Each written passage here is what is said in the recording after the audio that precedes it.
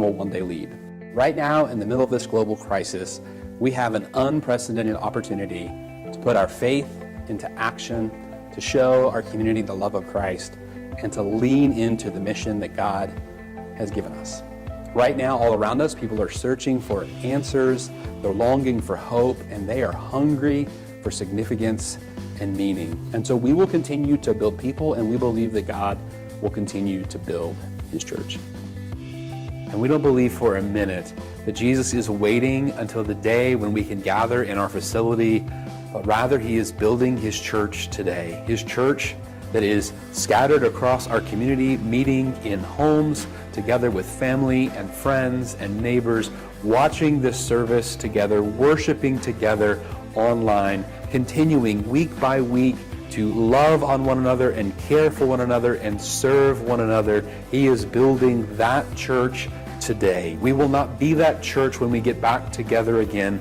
We are that church.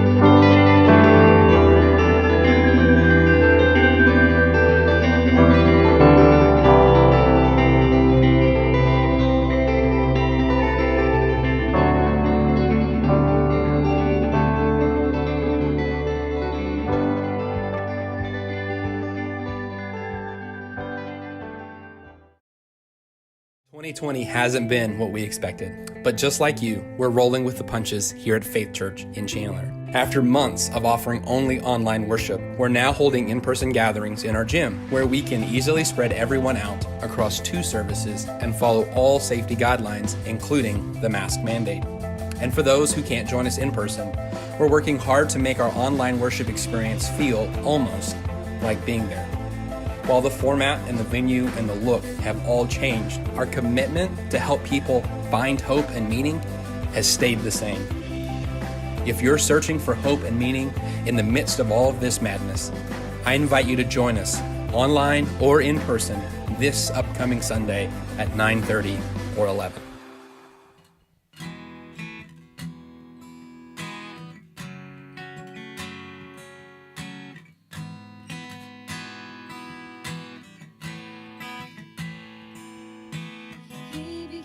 sin, who knew no sin, that we might become his righteousness. He humbled himself and carried the cross. Love so amazing, love so amazing. Jesus Messiah, name above all names, blessed Redeemer, Emmanuel, the rescue for sinners, the ransom from heaven, Jesus Messiah, Lord of all.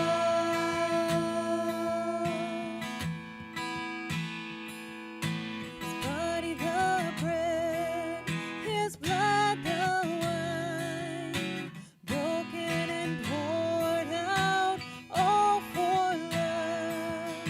The whole earth trembled and the veil was torn. Love so amazing, love so amazing. Jesus Messiah, name above all names, blessed Redeemer, Emmanuel, the rescue for sinners, the ransom from heaven, Jesus Messiah, Lord of all. Our hope is in you. Our hope is in you. All the glory to you, God, the light of the world, Jesus Messiah, name above all names, blessed Redeemer, Emmanuel, the rescue for sinners, the ransom from heaven, Jesus Messiah, Lord of all. Jesus Messiah, Lord of all.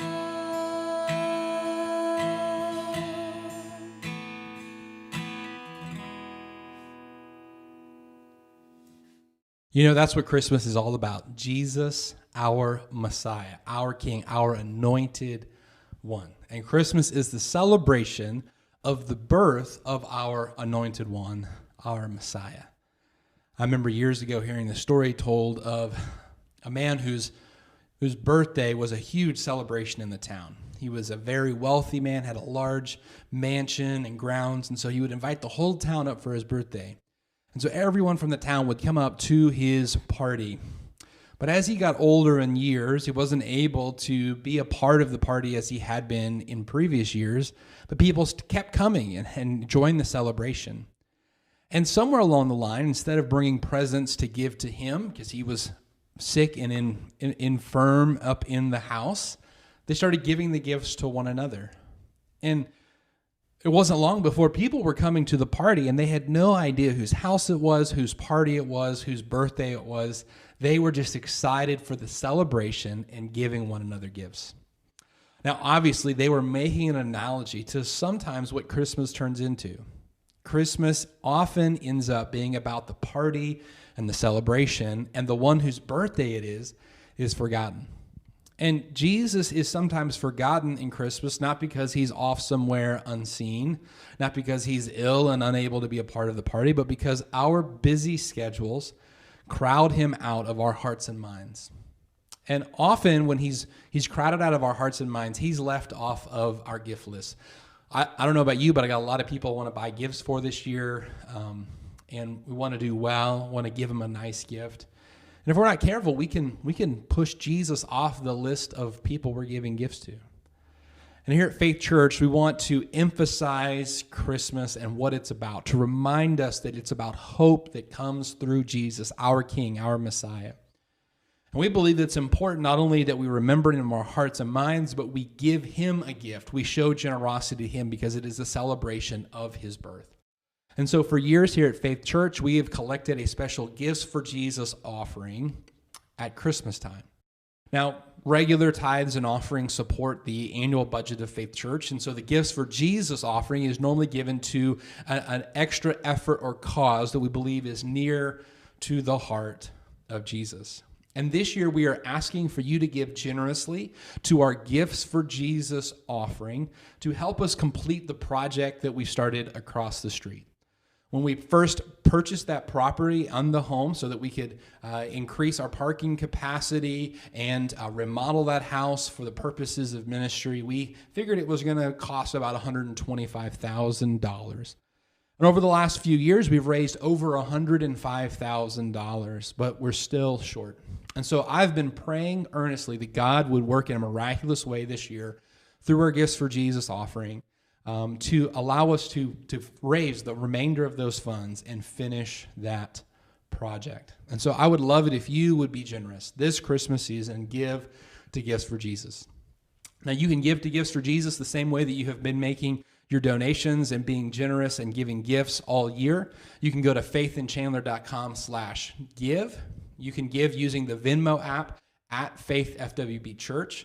And if you're going to faithinchandler.com/give, you just choose the Gifts for Jesus fund option. If you're giving via Venmo, just put it in the memo line of your gift, Gifts for Jesus. Or if you desire to mail in a check, you can send that to our address, 303 North 5th Street, Chandler, Indiana, 47610, and just designate the check to Gifts for Jesus. And we will make sure it's got that Gifts for Jesus on the memo line. We'll make sure it gets into that fund and is used for that effort. I'm so thankful that you have been faithful throughout this year, even though it's been harder for us to gather together. You haven't allowed that to hinder your generosity. And I hope that'll be true of our Christmas offering this year as well. Of course, we know that all of this is just in response to the goodness of God and how good he has been to us. And so I'm going to share a message about how hope is the most powerful, it's the brightest and the darkest of days. But before that, we have a very fitting song from the worship team on the goodness of God.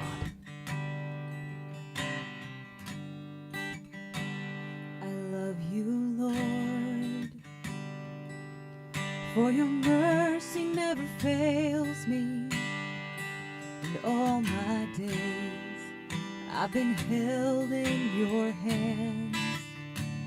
From the moment that I wake up till I lay my head, I will sing of the goodness of God. And all my life you have been faithful, and all my life you have been so good. With every breath that I am able, I will sing of the goodness of God. I love your voice,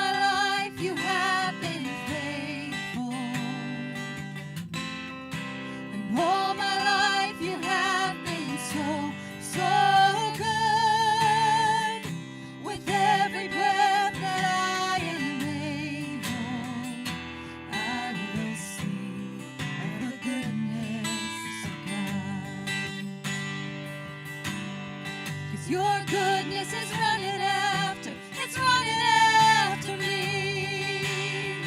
Your goodness is running after, it's running after me. With my life laid down, I'm surrendered now. I give you everything. 'Cause your goodness is running after, it's running after me.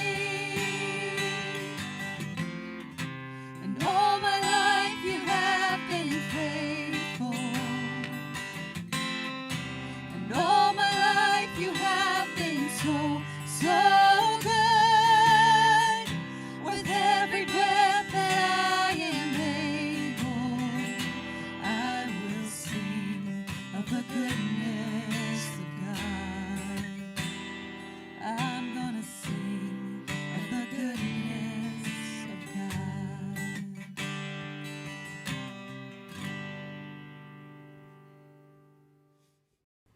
You know those moments that snap you back into proper perspective? I had one of those moments this week. It was Tuesday, and I was working at the house across the street, and I'd already been to Lowe's 3 times, and it looked like I didn't have what I needed. Things just weren't going well. I was frustrated, and I got on the Lowe's app to try and find the piece of equipment that I needed to complete this task to make it possible for the next job to be done by the contractors. And so I got out my phone and I got on the Lowe's app. I got a text message from my friend, Kevin Bass. And it was the link to an obituary. You see, a guy that Kevin and I went to college with that I don't really know that well, but know of, he lost his daughter in a car accident. And the link to the obituary that Kevin sent me was about this guy's daughter. And in the obituary, they had written about how they have hope in Jesus in this tragic time. And suddenly, all of my problems seemed much smaller because they are small. And suddenly I realized as they can have hope in the midst of the darkest season I can imagine, I can have hope and peace and contentment amidst the small frustrations that I'm facing.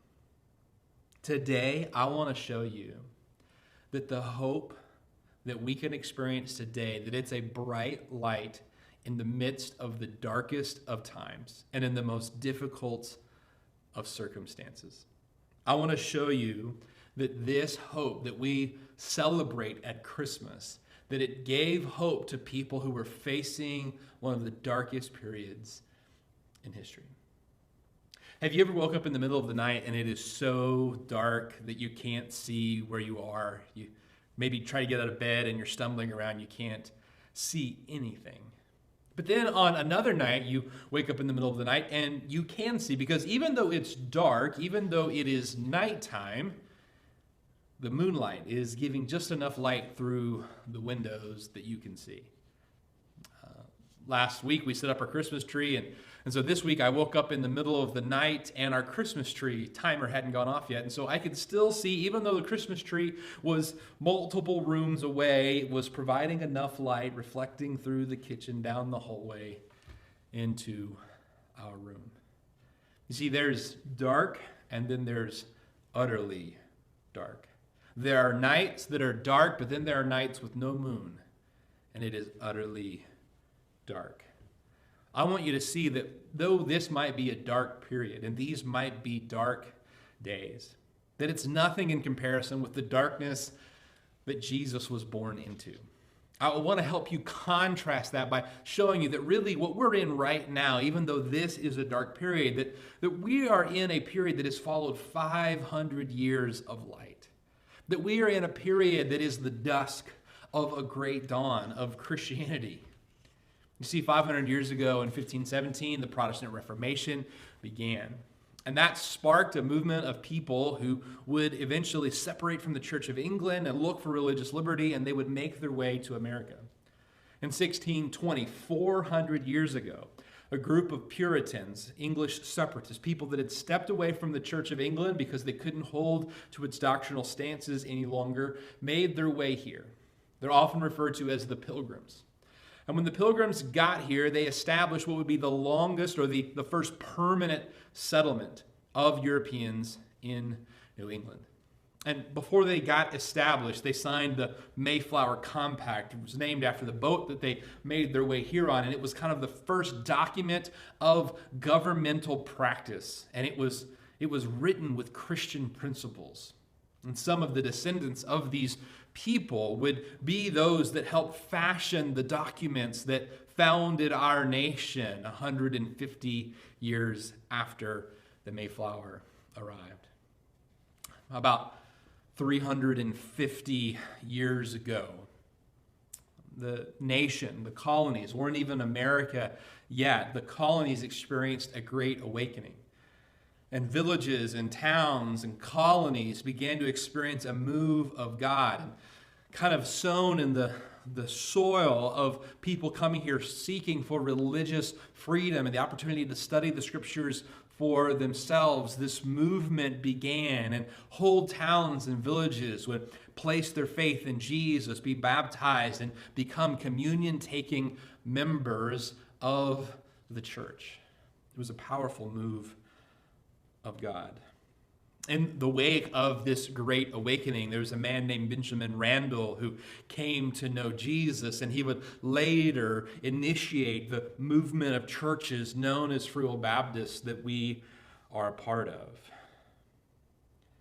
And it would be very easy for us to look over the past year or over the past decade or over the last 20 years since the dawn of the new millennium and say, man, the church is not as strong as it used to be. America is not as Christian as it used to be, and say these are dark days. But really, there has been this incredible opportunity for religious liberty and freedom here in America for many years. And while the days that we are in right now might feel darker than the ones that we are used to or are familiar, I want us to recognize that we've really had 400 years of great religious liberty here in America. I want you to turn that around. What if instead of coming at the end of 400 years of religious liberty, we were at the end of 400 years of religious persecution, or 400 years of religious inactivity? Because that's when Jesus arrived. Jesus arrived in a period after 400 years of silence from God. It had been 400 years since God spoke through his followers. If right now we were at the end of 400 years of religious inactivity and no movement of God, what do you think the mood would be? How many followers of Jesus do you think there would be? And that's when Jesus arrived. And Isaiah speaks of that time that was coming ahead of him, that was beginning, that he was starting to see as he prophesied and speaking of the things that were to come. He writes about this in Isaiah chapter 8, and he uses some very strong and vivid language, and it can be a little confusing. So I'm going to read a paraphrase put together by Eugene Peterson of verses 11 to 22, because I think it'll help you get a grasp of what's being said. His paraphrase goes like this. And God spoke strongly to me, Isaiah. Grabbed me with both hands and warned me not to go along with this people. He said, don't be like this people, always afraid somebody's plotting against them. Don't fear what they fear. Don't take on their worries. And if you're going to worry about the Holy One. Fear the God of angel armies. That's the one that you should fear. The Holy One can either be a hiding place or a boulder blocking your way. The rock standing in the willful way of both houses of Israel, a barbed wire fence preventing trespass to citizens of Jerusalem. Many of them are going to run into that rock and get their bones broken, get tangled up in that barbed wire, and not get free of it. Instead, gather up the testimony. Preserve the teaching for my followers, while I wait for God as long as he remains in hiding, while I wait and hope for him. I stand my ground and hope.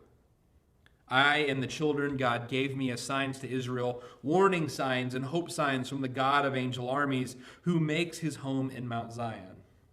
And so when the people tell you, try out fortune tellers and consult the spiritualists, why not tap into the spirit world to get in touch with the dead? Tell them no. We are going to study the scriptures. People who try other ways get nowhere. It's a dead end.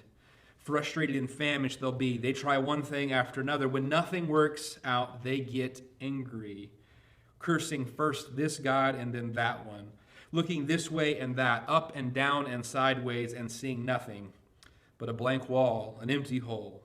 They end up in the dark with nothing. Now, I wanted to read that paraphrase of all of those verses, but let me point out a couple of verses in the New King James. Because Isaiah here says that God is a rock, and that rock can either be a place of fortress, a place of strength, a place of defense, or it can be a place of destruction. It can be a place of sanctuary, or it can be a stone that will trip up and crush. He says in verse 14, he will be as a sanctuary, but a stone of stumbling and a rock of offense, as a trap and a snare to the inhabitants of Jerusalem. And many among them shall stumble. They shall fall and be broken. They will be snared and be taken. Isaiah is telling them that the coming judgment is going to make life very, very hard. This was going to set up years and years of difficulty. There would be a long time, many generations of darkness and drear days. And the darkness would be so great that the people would become desperate. And they would go searching this way and that. They would begin looking anywhere for some sign or some news. They would become so desperate that they would turn to fortune tellers and soothsayers. You know, it's probably hard for us to imagine right here in the midst of the holidays when there's so much food to be had, so much good food that we've been eating. But when people are hungry, when they get desperate for something to eat, they will lower their standard of what they're willing to eat when they're hungry. Reading accounts of people in the Holocaust, people in concentration camps, they were so hungry that they would be moved to eat things that you and I probably just can't imagine eating. When people are desperate, they lower their standards. And because the people were so desperate for some news, they were turning to spiritualists, they were turning to soothsayers, they were turning to those who dealt with the demonic and the evil spirits so that they could get some word of divine news. Earlier this year, when for whatever reason there was a run on toilet paper, people would often post on social media, hey, this store has toilet paper. And they didn't post like, hey, it's the good stuff, it's 2-ply. It's just they have toilet paper. And people would go and buy it, not caring if it was the brand they normally bought, not caring if it was the quilted or if it was super soft, whatever. People just wanted toilet paper. They wanted something. Because they were desperate, they were willing to lower their standards. It used to be you go to the grocery store and there were dozens of different choices of toilet paper, different brands, different textures, different softness. But when there was nothing, people just took whatever they could get their hands on. And in dark days, there's this desperation. And when people went past their desperation, they got angry. That's what this passage foretells will happen. Verses 21 and 22. They pass through it hard-pressed and hungry. And it shall happen when they are hungry that they will be enraged and curse their king and their God and look upward. And then they will look to the earth, and they will see trouble and darkness, gloom and anguish, and they will be driven into darkness. Isaiah is saying it's going to be bad, and it's going to get worse. And as it gets worse, people will move from desperation to rage, and their rage will drive them further into the darkness. Now, I've been going down this path, and I've been trying to paint for you this picture of how desperate things were. Because I wanted you to see how dark everything was in chapter 8 so that you can appreciate the hope that is found in chapter 9. In the Jewish Bible, the Hebrew Bible, the chapter doesn't break here. It all just kind of runs together. There's this changing of gears from the doom and gloom of chapter 8 to the hope in chapter 9. Now look at chapter 9 and verse 1 with me. Nevertheless, the gloom will not be upon her who is distressed, as when at first he lightly esteemed the land of Zebulun and the land of Naphtali, and afterward more heavily oppressed her by the way of the sea beyond the Jordan in the Galilee of the Gentiles. Now, that might not sound super hopeful, and it might sound a little convoluted. The phrasing in the Hebrew is a little difficult, and the King James translators, they tried to communicate it with some double negatives here. It's for that reason that when Charles Spurgeon preached on this passage, he instead read to his congregation the Revised Standard Version of verse 1, which starts like this: "There shall be no gloom to her that was in anguish." In other words, those who have experienced the anguish in chapter 8, that gloom and that darkness, that drear, is going to come to an end. And that sets us up for what we read in verse 2. Chapter 9 and verse 2 says, "The people who walked in darkness have seen a great light. Those who dwelt in the land of the shadow of death, upon them a light has shined." The people who were in darkness, the light has come to them. The drear, the gloom, it is gone. Light has shined. Verse 3, "You have multiplied the nation and increased its joy. They rejoice before you according to the joy of harvest, as men rejoice when they divide the spoil. For you have broken the yoke of his burden and the staff of his shoulder, the rod of his oppressor, as in the day of Midian." Midian is when Gideon overcame the Midianites. It's a rejoicing like when Gideon overcame. He was the underdog and he won. If you've ever seen a celebration of a basketball game, when the underdog wins, it's huge. And he's saying, this is a celebration like when the underdog wins, like when the harvest is divided. Verse 5, "For every warrior's sandal from the noisy battle and garments rolled in blood will be used for burning and fuel of fire. Every one of those that have overtaken us, these powerful armies, every one of them will be wrapped up in God's judgment." Verse 6, "For unto us a child is born, and unto us a son is given, and the government shall be upon his shoulder. And his name shall be called Wonderful, Counselor, Mighty God, Everlasting Father, Prince of Peace. And of the increase of his government and peace there will be no end." It goes from the doom and gloom of chapter 8 to the rejoicing and the light and the celebration of chapter 9. Because the light of Christ has shone upon the people who walked in darkness. You see, the stars shine bright on the darkest of nights.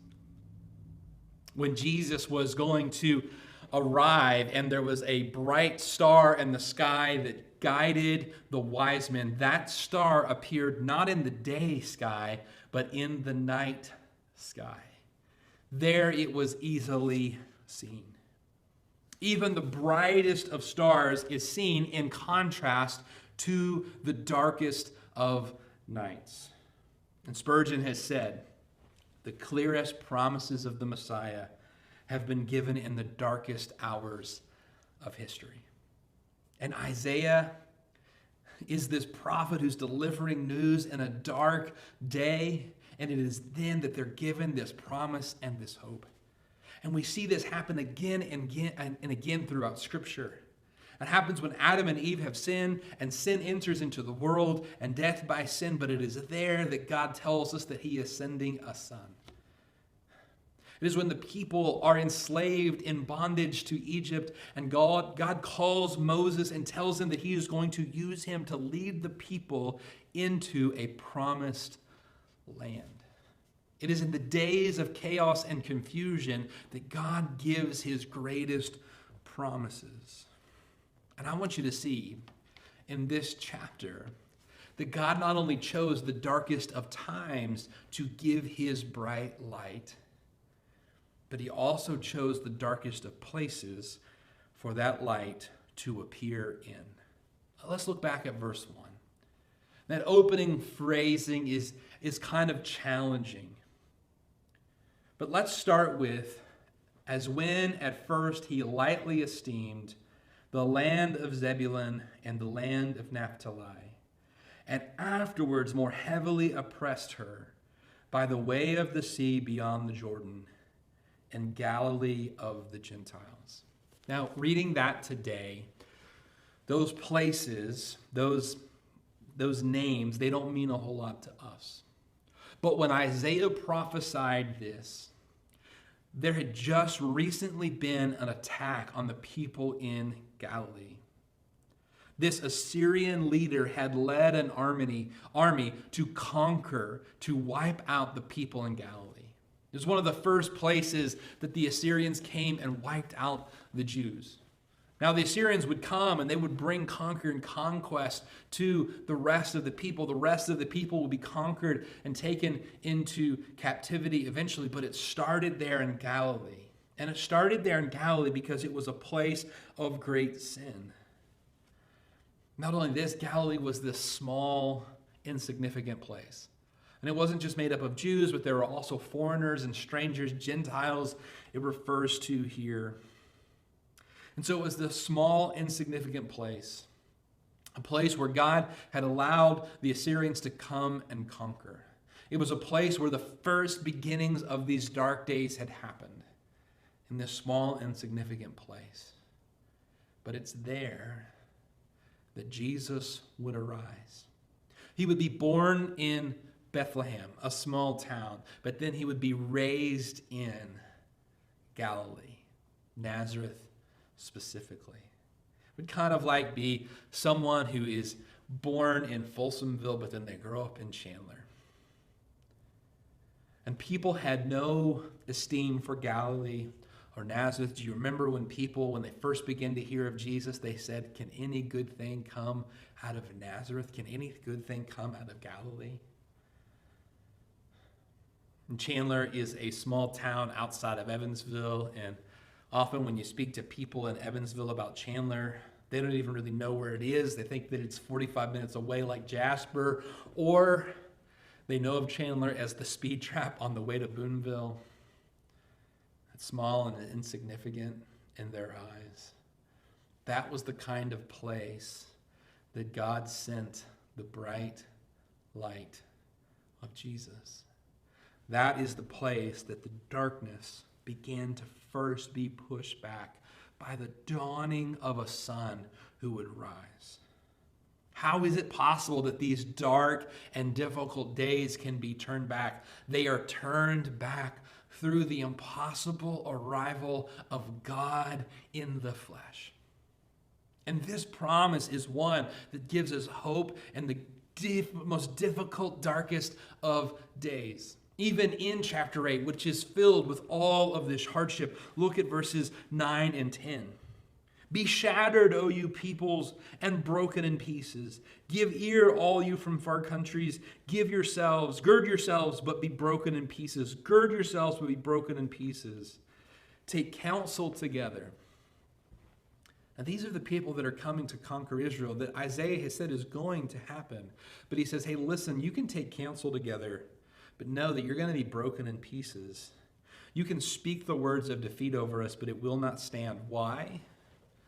And the next words are, for God is with us. And in our English Bible, that's translated for us, but in the Hebrew, it is the word Emmanuel, which is the name that Jesus is referred to later on, because Emmanuel means God with us. How is it that the designs and the devices of evil will not stand? How is it that the dark days will not stay dark? How is it that the sun will rise again? How is it that God will accomplish his purposes and his plans, that he will redeem his people even though they are being punished for their sins? How is this possible? Emmanuel, God with us. Even in the darkest of moments, when the armies were coming in on Jerusalem, there was hope to be had because Jesus was coming to be with us.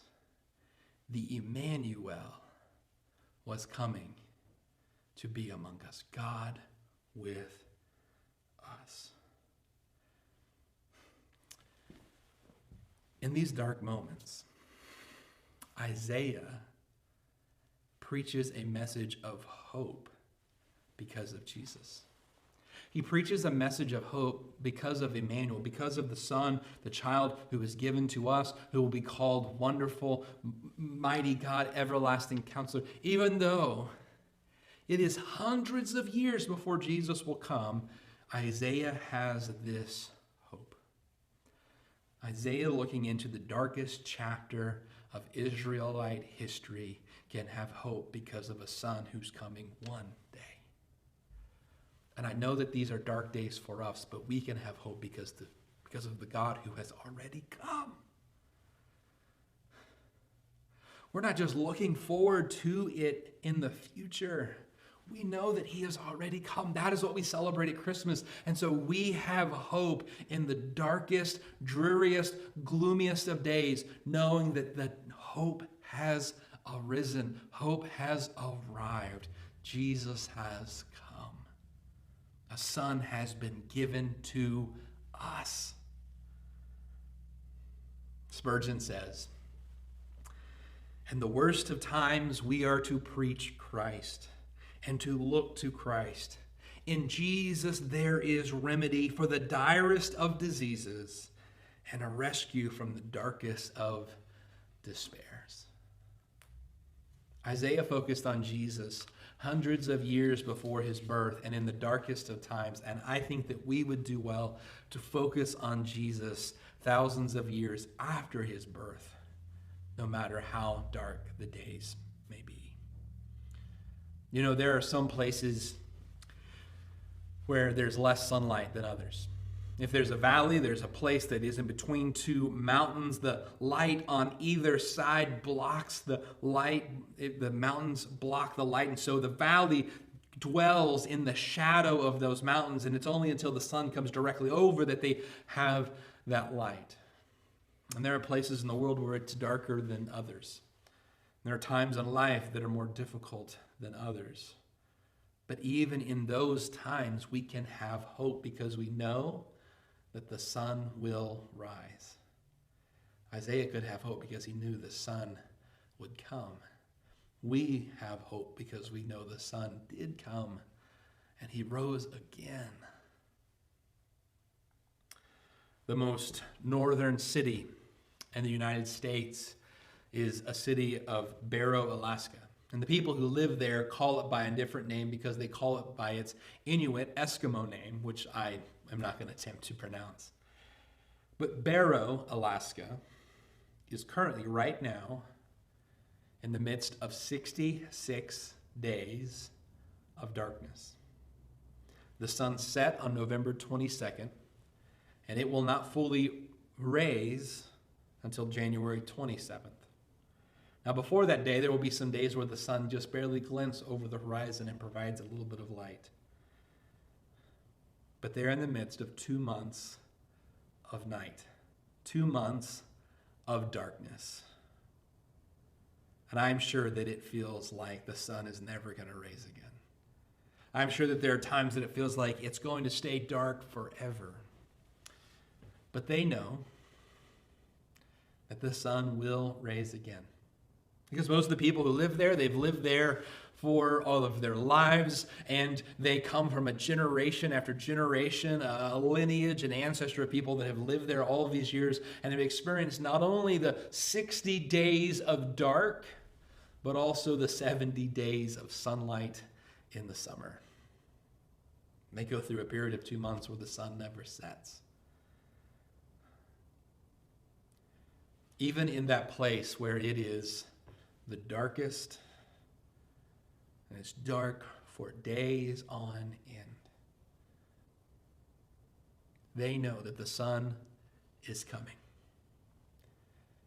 And for Isaiah and the people of Israel, in the middle of the darkest of days, they knew that a son was coming, and that gave them hope.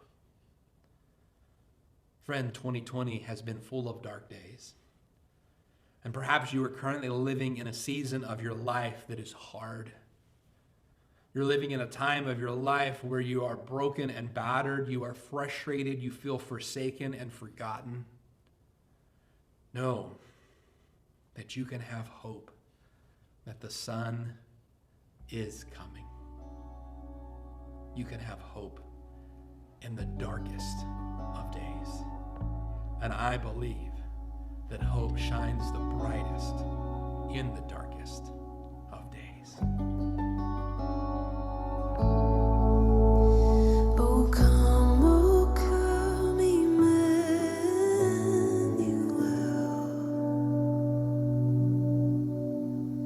and ransom captive Israel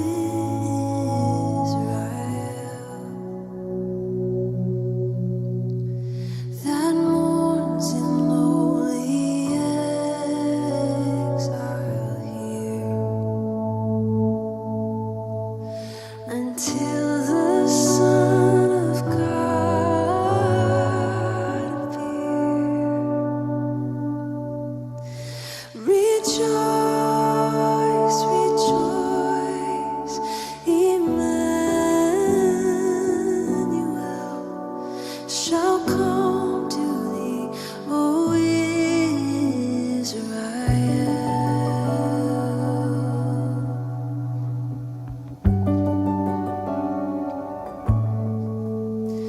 O come thou day spring, come and cheer our spirits by thine advent here. Disperse the gloomy clouds of night, and as dark shadows put to flight. Rejoice, rejoice, Emmanuel shall come to thee, O Israel.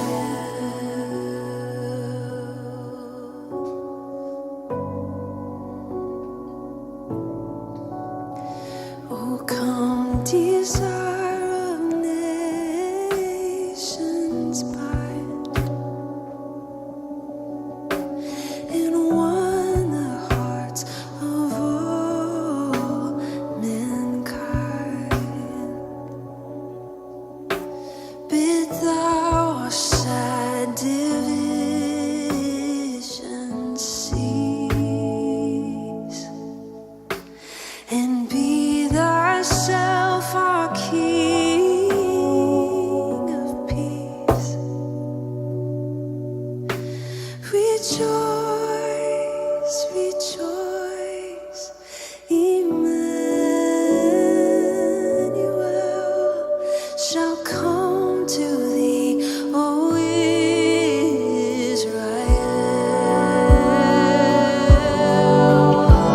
Rejoice, rejoice, Emmanuel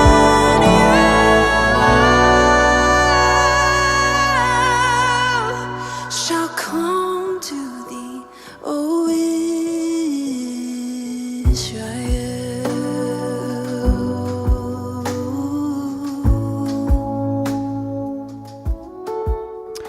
So one thing that we feel like we can do this year and still celebrate Christmas and serve one another and do it in a safe way is Christmas caroling. Because there are many people who haven't been able to get out of the house, see family, go to the places they'd like to go, join us in worship, there are many people who would benefit from having someone come and carol, Christmas carol, sing Christmas carols to them. And they can stay inside and still hear, and so everyone can stay distant and safe. And so we're hoping that this year can be just an epic year for Christmas caroling. And we want to sign up as many people as possible to go and sing carols to people, and also have people sign up who want someone to come sing carols to them or come to their grandma's house and sing. And so we're going to try to do everything we can to facilitate that. We've got some resources available for people who don't feel comfortable singing on their own. We've got some stuff that'll help you with that. And we hope that it can just really be a blessing. And so if you would be willing to go caroling, or you'd like for someone to go caroling to you or someone that you know, do me a favor and text the word caroling to 812-289-6800. And that'll give you a form that you can sign up and let us know if you want to go caroling or if you want to have someone come caroling. And if you're willing to go caroling, we'll send you some resources that'll help you sing, kind of give you what we've done, we've recorded a video that you can sing along to. And so that'll help you out. And we're going to need to have multiple people go out singing and want to keep the groups that are singing together small, mainly made up of families that are already together, friends that have already been together.